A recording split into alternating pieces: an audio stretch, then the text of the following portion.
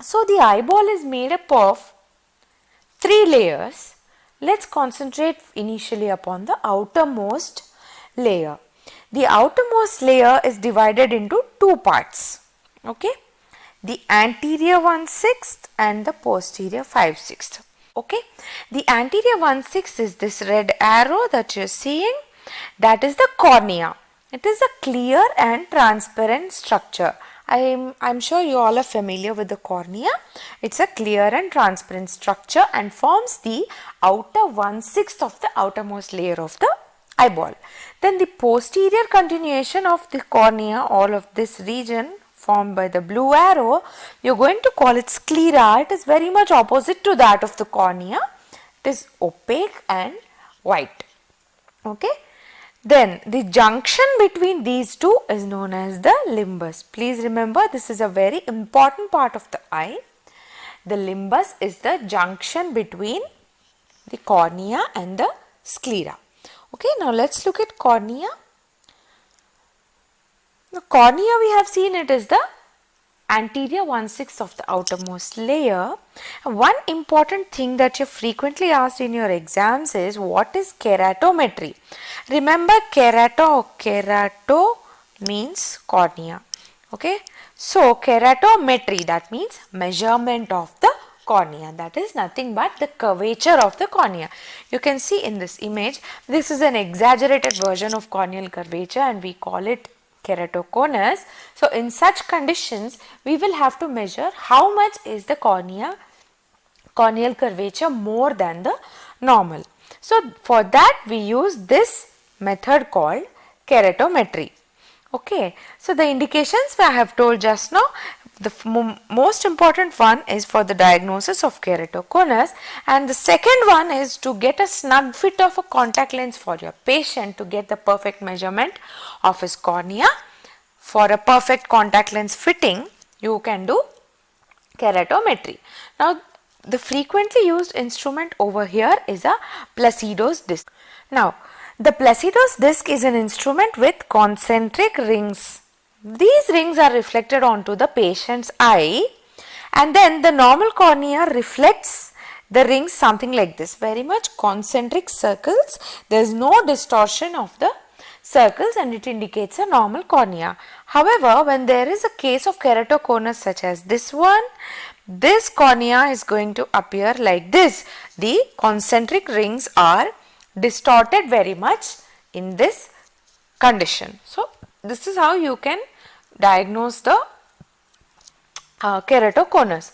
Now another important thing I would like to discuss here is pachymetry. Okay, please do not get confused between keratometry and pachymetry. Pachy means thickness.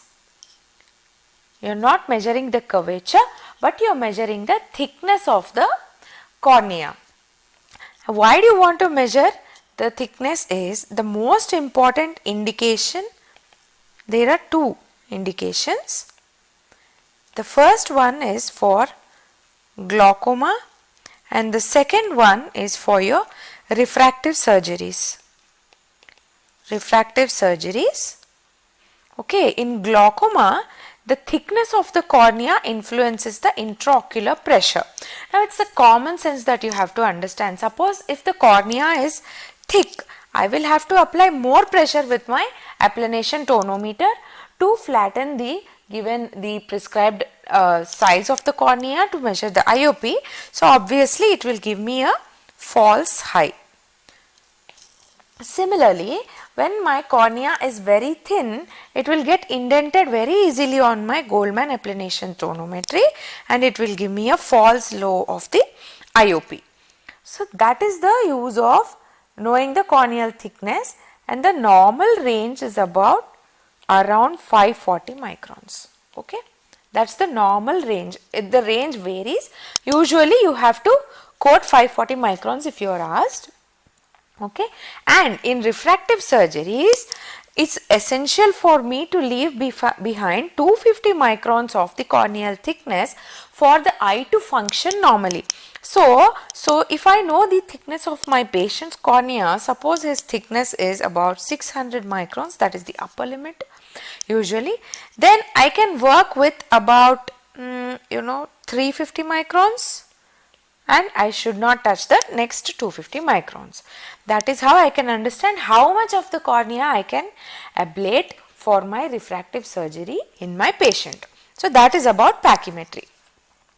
Now I have already said the junction between cornea and sclera is our limbus, and it is very important because the injury to the limbus leads to loss of transparency of the cornea.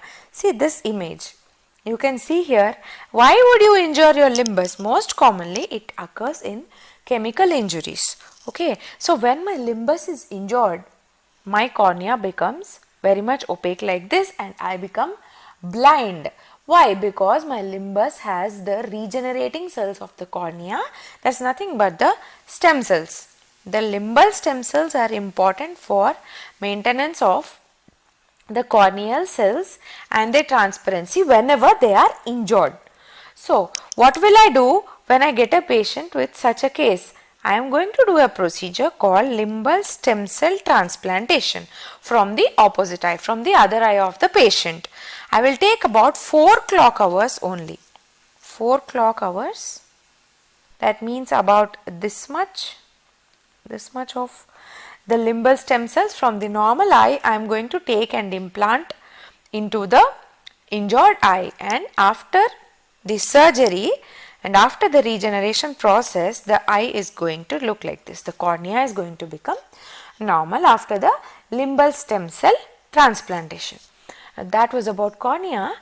The sclera, there is only one important point that you have to know about it for your exam purpose. The thinnest and weakest part of sclera is posterior to the insertion of recti. You can see the recti is superior, lateral, medial and inferior. Superior is here, lateral is here, medial is on that side, on the opposite side of lateral, and this is the inferior rectus, and the sclera is the thinnest posterior to the insertion of recti. Why would you want to know this? So when you have an injury to your eye, suppose there is a blunt injury to the eye, this is where my sclera can rupture. These are the sites of scleral rupture. That will be a very unfortunate condition. So these are the sites that you have to look for when you have an injury to the eye. Hello everyone, this is Dr. Sai Suguna, your mentor for ophthalmology at MedicoApp. Now, thanks for watching the video. Now we have put such videos all together in our ophthalmology app. The trial version you can download from the link over here or in the description box below.